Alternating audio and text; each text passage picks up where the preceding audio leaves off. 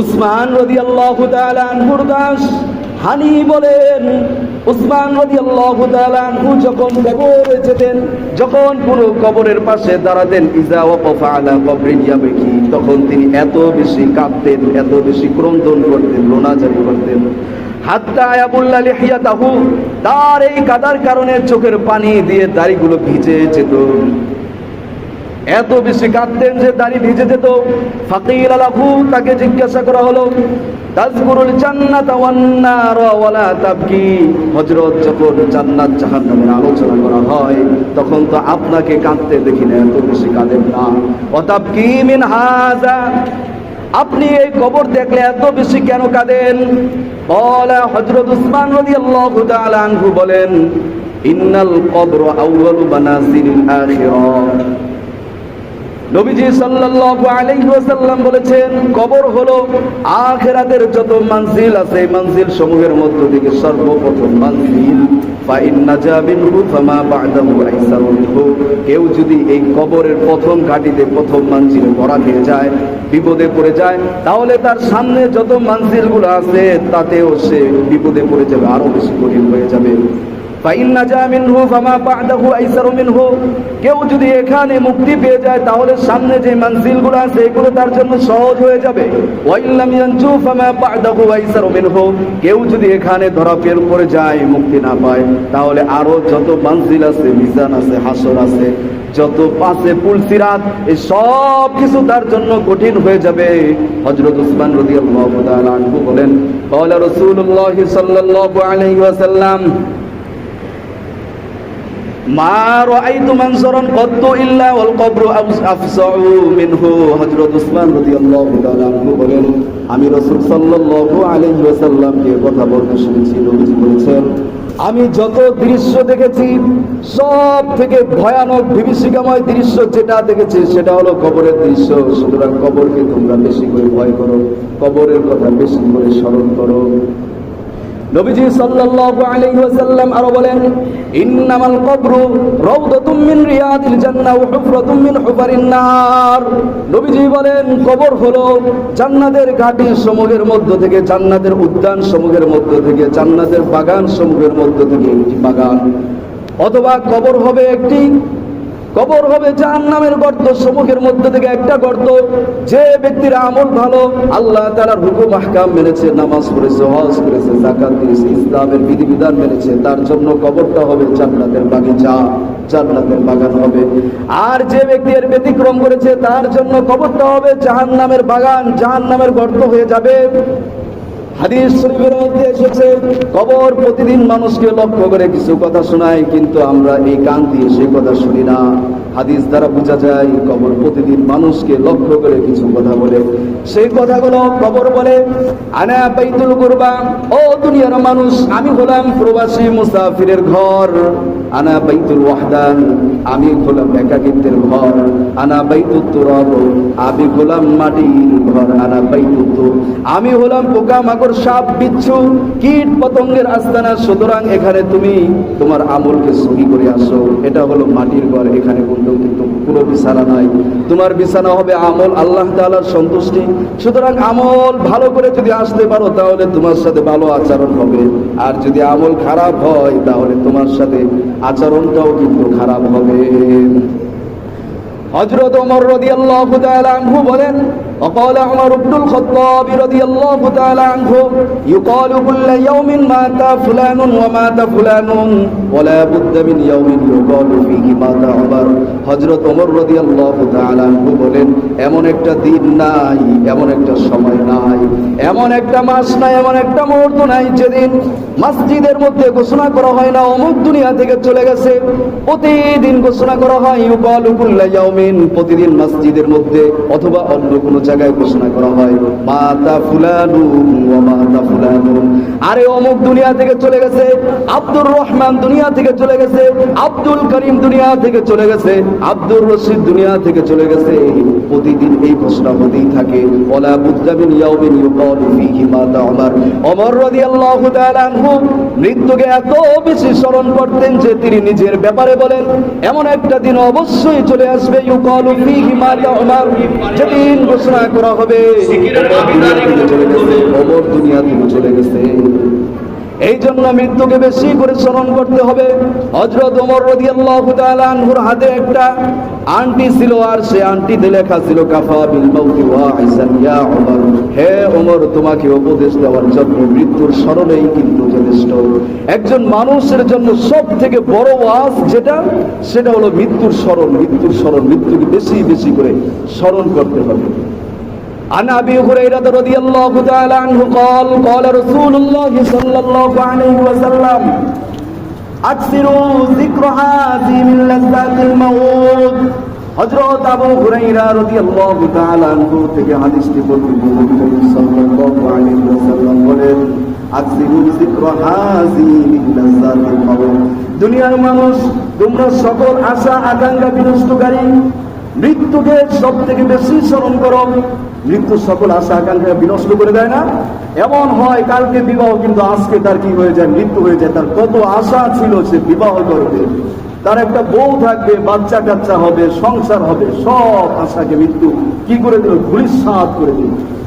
নবীজি বলেন আকসিরু যিকর হাযি মিন লাযাতিল মাউত, সকল আশা আকাঙ্ক্ষা বিনষ্টকারী মৃত্যুকে তোমরা অধিক পরিমাণে স্মরণ করো, কেননা মৃত্যু তোমাদের সকল আশাকে মাটির সাথে একেবারে ধূলিসাৎ করে দেয়, বিনষ্ট করে দেয়।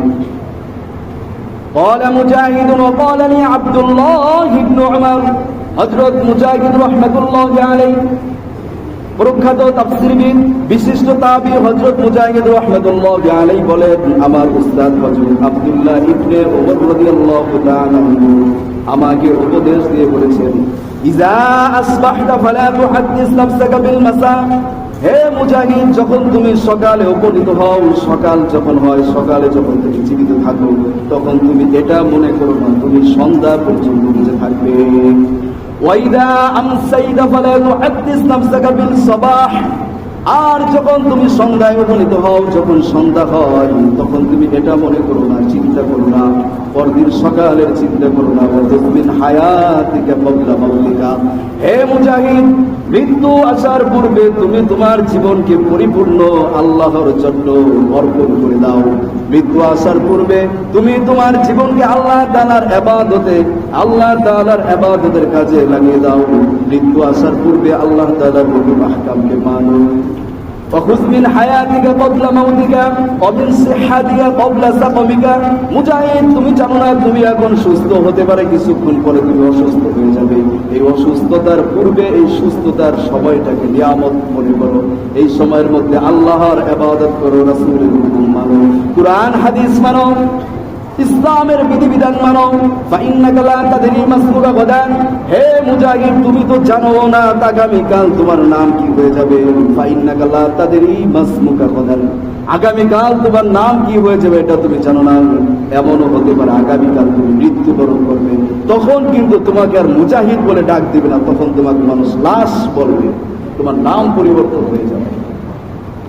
হযরত রাবি রাদিয়াল্লাহু তাআলা আনহু বলেন, রাসূল সাল্লাল্লাহু আলাইহি ওয়াসাল্লাম বলেন, কাফা বিল মাউতি মুসাহহিদান ফিদ দুনিয়া ওয়া মুরাক্কিবান ফিল আখিরাহ, যারা দুনিয়ার মুখী, বেশি দুনিয়ার প্রতি বেশি আসক্ত, তাদের সম্পর্কে নবীজি হাদিস বলেন, কাফা বিল মাউতি মুসাহহিদান ফিদ দুনিয়া ওয়া মুরাক্কিবান ফিল আখিরাহ, দুনিয়ামুখী হওয়া থেকে ফিরে আল্লাহমুখী হওয়ার জন্য মৃত্যুর স্মরণই হলো সবথেকে বড় বিষয়।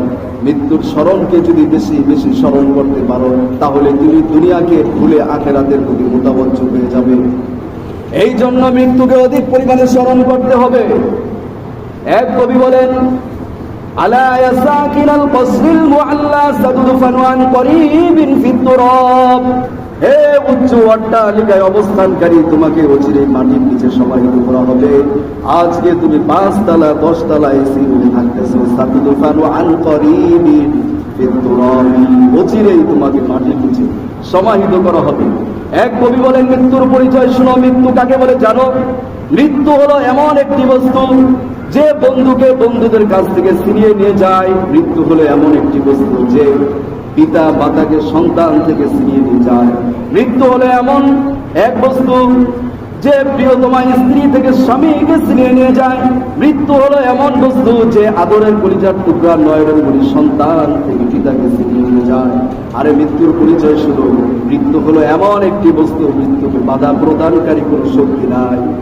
ও যুবক, মৃত্যুকে স্মরণ করো, মৃত্যুর কথা শুনো, মৃত্যুর পরিচয় শুনো। মৃত্যু হলো এমন একটি বস্তু যে মূর্খের মূর্খতার প্রতি কোনো দয়া করে না, দরিদ্র ব্যক্তির দারিদ্র্যতার প্রতি কোনো দয়া করে না, বড়লোকের প্রতি সে লক্ষ্য করে না, কোনো আলেমের প্রতি কোনো মেহেরবানি করে না, কোনো ভয় পায় না। মৃত্যু হলে এমন একটি বস্তু, তাই আমাদেরকে মৃত্যুবরণ করতেই হবে। এমন একটা দিন আমাদের মাঝে চিনিয়ে চলে আসবে, যেদিন হাত থাকবে হাতের জায়গায় কিন্তু হাত দিয়ে আর ধরার শক্তি থাকবে না, আর পা থাকবে পায়ের জায়গায় পা দিয়ে আর চলার শক্তি থাকবে না, চক্ষু থাকবে চক্ষুর জায়গায় কিন্তু চক্ষু দিয়ে আর দেখা যাবে না, এই দেমাগ থাকবে দেমাগের জায়গায় কিন্তু এই দেমাগ আর কোনো কাজ করবে না। জানি না কোন মসজিদের খাট আমাদের জন্য অপেক্ষা করতেছে, জানি না কোন বাগানের বাস আমাদের জন্য অপেক্ষা করতেছে, এই কথাও জানি না কোন বাড়ির বড়ই পাতা আমাদের জন্য অপেক্ষা করতেছে। তাই মৃত্যু আসার আগে আগে এই জীবনকে পরিপূর্ণ করতে হবে আল্লাহ তাআলার জন্য, আল্লাহ তাআলার জন্য সুপর্দ করতে হবে, আল্লাহর জন্য জীবনকে বিলিয়ে দিতে হবে। এই জন্য মৃত্যুকে অধিক পরিমাণে স্মরণ করতে হবে। এক কবি বলেন, ইয়া সাহিবি লা তাগদার বিদানাহুম ফালউমরু ইয়ালফাদু ওয়াল নাঈমু ইয়াসুলু। ও দুনিয়ার মানুষ, প্রিয় বন্ধু, প্রিয় বৎসু, শোনো, লা তাগদার বিদানাহুম, দুনিয়ার এই চাকচিক্য দ্বারা, আরাম দ্বারা, সুখ শান্তি দ্বারা তুমি ধোঁকা খেয়ে যেও না। ফালউমরু ইয়ালফাদু ওয়াল নাঈমু ইয়াসুলু, স্মরণ রাখো এই তোমার এই জীবনের কিন্তু একদিন পরিসমাপ্তি হবে, শেষ হয়ে যাবে।